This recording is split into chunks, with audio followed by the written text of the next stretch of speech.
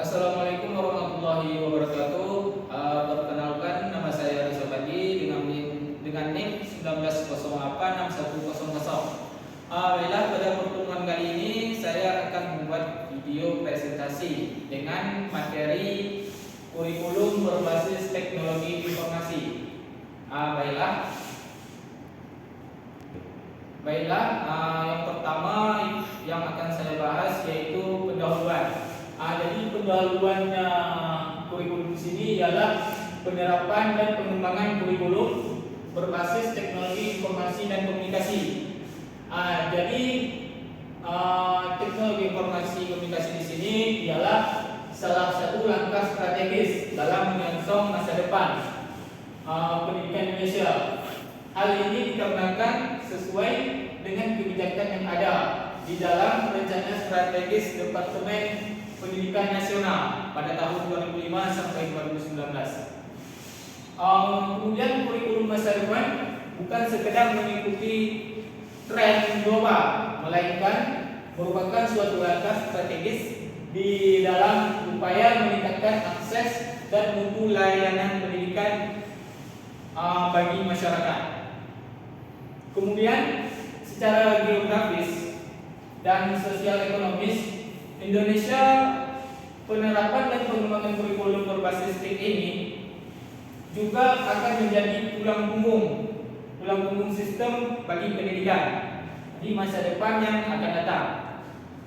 Dengan kurikulum berbasis TIK ini yang akan dikembangkan harus mampu mengangkat harkat dan nilai-nilai kemanusiaan dengan terciptanya layanan pendidikan yang lebih bermutu dan efisien, sehingga dapat memenuhi kebutuhan manusia di dalam zaman global dan kompetitif hari ini. Kemudian langsung saja saya akan masuk ke materi yang mana di sini pengertian kurikulum. Jadi dari berbagai pengertian kurikulum, saya mengambil pada menurut ahli pada tahun 1984. Beliau mengatakan ke dalam 3 pengertian, yaitu 1. Kurikulum sebagai rencana belajar peserta didik. Kemudian yang kedua, kurikulum sebagai rencana pembelajaran, dan yang ketiga ialah kurikulum sebagai pengalaman belajar yang diperoleh oleh peserta didik.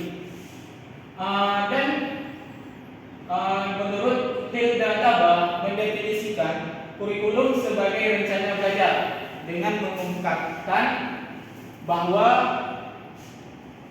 a curriculum is a plan for learning. Kurikulum biasanya terdiri dari tujuan, materi, atau bahkan isi. Di sini strategi pembelajaran dan evaluasi untuk dapat memberi penjelasan terhadap bentuk-bentuk belajar yang direncanakan dalam kurikulum memerlukan penjelasan yang jelas. Kemudian penjelasan ini juga dapat diperoleh dari berbagai teori seperti psikologi yang berkaitan dengan psikologi belajar dan psikologi anak. Di sini kurikulum juga sebagai rencana pembelajaran. Pembelajarannya di sini ialah sebuah rencana pembelajaran di suatu sekolah. Kurikulum juga mencakup sejumlah mata pelajaran yang ditawarkan oleh suatu lembaga. Dari suatu lembaga pendidikan yang harus ditempuh atau dipelajari peserta didik di sekolah, atau bahkan pengajaran tinggi untuk memperoleh ijazah tertentu harus diperlukan kurikulum. Ini bermakna bahwa proses pendidikan di sekolah yang termasuk kurikulum hanya mata pelajaran yang harus dipelajari peserta didik, sedangkan kegiatan belajar tidak termasuk ke dalam kurikulum. Kemudian materi berikutnya yaitu yang C.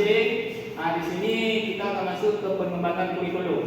Yang pertama itu ada perencanaan kurikulum, ada pengembangan kurikulum, ada pelaksanaan kurikulum, dan penilaian kurikulum. Jadi yang pertama yaitu perencanaan kurikulum. dalam merencanakan kurikulum, langkah-langkah yang harus ditempuh ialah merumuskan suatu tujuan. Kemudian yang kedua, perumusan materi.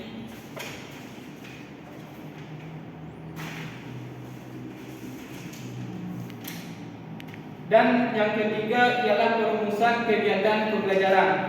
Kemudian penentuan alat evaluasi yang diperlukan. Kemudian yang kedua ialah pengembangan kurikulum. Pengembangan kurikulum di sini, langkah-langkah yang harus diperhatikan ialah mengembangkan suatu tujuan kurikulum, kemudian mengembangkan sebuah materi, kemudian mengembangkan sebuah metode kurikulum. Kemudian yang terakhir, mengembangkan evaluasi kurikulum. Jadi empat pengembangan yang harus diperhatikan dalam pengembangan kurikulum. Kemudian yang ketiga, pelaksanaan kurikulum. Kemudian yang keempat, ada penilaian kurikulum. Kemudian yang D, kurikulum dan teknologi pendidikan. Di sini teknologi pendidikan ialah suatu penerapan pengetahuan ilmiah, belajar dan kondisi belajar untuk memperbaiki efektivitas dan efisiensi pengajaran dan belajar. Teknologi pendidikan melaksanakan teknik-teknik pengujian empirik untuk memperbaiki situasi-situasi dalam belajar. Kemudian kurikulum dan teknologi pendidikan juga saling melengkapi. Teknologi pendidikan juga berfungsi memperkuat pengembangan kurikulum. Bagaimana kurikulum akan dikembangkan, maka itu menjadi fungsi teknologi pendidikan. Kemudian terminologi. Teknologi tidak hanya berkaitan dengan alat-alat atau mesin, namun juga berkaitan dengan kegiatan menerapkan ilmu atau pengetahuan atau usaha untuk memecahkan masalah. Dengan demikian, teknologi di sini penerapan ilmu pengetahuan yang sistematis untuk melakukan suatu kegiatan pembelajaran. Jadi teknologi dan pendidikan juga mencakup semua alat yang mungkin dapat digunakan untuk menyajikan informasi dalam pendidikan, seperti televisi, media audio visual, atau bahkan komputer. Pembelajarannya di sini menggunakan perangkat wearers, baik berupa perangkat benda atau perangkat keras, atau bahkan perangkat program atau perangkat lunak yang lainnya. Adalah hasil produksi dari rekayasa teknologi yang dimanfaatkan dalam proses pembelajaran. Teknologi sederhana yang digunakan dalam pembelajaran seperti papan tulis, gambar, atau bahkan model. Teknologi pendidikan juga memiliki peran yang besar pada pengembangan kurikulum, karena dalam merancang sebuah pembelajaran dan menyusun atau mengembangkan kurikulum menjadi sumber yang menentukan strategi. Jadi pembelajaran dengan menempatkan pengajar tidak hanya sebagai pelaksana, namun sebagai perekayasa dalam proses pembelajaran. Baiklah, mungkin itu saja materi yang dapat saya presentasikan. Jadi saya juga mengambil sedikit kesimpulan di sini. Jadi kesimpulannya di sini ialah perubahan yang terjadi dalam kehidupan masyarakat juga menuntut kurikulum dan pembelajaran dapat menyesuaikan dan mengantisipasinya tujuan, materi, metode, dan pengalaman belajar yang diberikan di sekolah harus disesuaikan dengan kebutuhan peserta didik sebagai bekal hidupnya pada saat sekarang dan masa depan yang akan datang. Kemudian poin yang kedua, kurikulum tidak hanya mencakup dengan mengarahkan peserta didik pada penguasaan materi pembelajaran,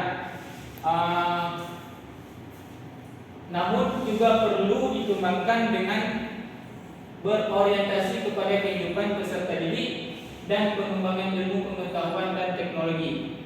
Kemudian poin yang ketiga yang saya ambil dari kurikulum ialah dari berbagai pengertian kurikulum menurut IEM 1984 mengategorikannya ke dalam 3 pengertian, yaitu yang pertama tadi ada kurikulum sebagai rencana belajar peserta didik, kemudian yang kedua ada kurikulum sebagai rencana pembelajaran, dan yang ketiga adalah kurikulum sebagai pengalaman belajar yang diperoleh peserta didik. Dan yang terakhir ialah kurikulum sebagai pengalaman belajar. Memandang kurikulum bukan hanya rencana pembelajaran saja. Jadi kita memandang kurikulum itu jangan sebagai bentuk-bentuk atau penyusunan pembelajaran, akan tetapi juga rencana untuk kita ke depannya. Jadi di sini melainkan juga sebagai suatu pengalaman belajar yang nyata dan aktual terjadi dalam suatu proses pendidikan di sekolah, seperti sekolah SD, SMP maupun SMA sampai sekolah tingkat tinggi. Kemudian kegiatan belajar yang dilakukan peserta didik dapat memberikan pengalaman belajar buat peserta didik dalam rangka mencapai penguasaan standar kompetensi dan materi pembelajaran. Mungkin hanya sekian materi yang dapat saya presentasikan. Jika ada kekurangan dan kesalahan, saya mohon maaf. Saya akhiri. Assalamualaikum warahmatullahi wabarakatuh.